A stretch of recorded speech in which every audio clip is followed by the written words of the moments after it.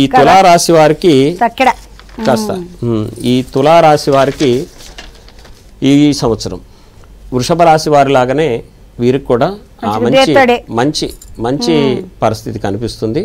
So వీరికి ఆదాయపరంగా 11, తర్వాత వ్యయం 5. అంటే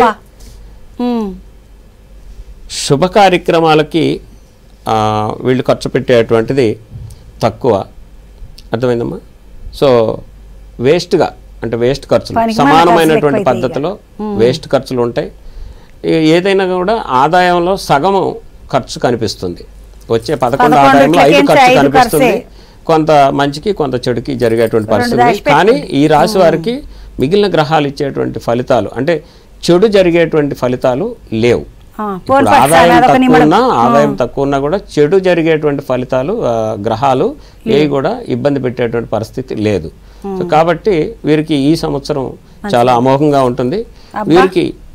వీరికి గురుడికి సంబంధించి కాస్త పూజలు చేసుకుంటే మంచిది. అది కూడా శనగల దానం ఇచ్చి దక్షిణామూర్తికి సంబంధించినటువంటి పూజలు, దక్షిణామూర్తి హోమాలు లాంటివి చేసుకుంటే మంచిది. తులారాశి వారికి ఈ సంవత్సరం బాగా ఉంటుందని తెలియజేస్తుంది.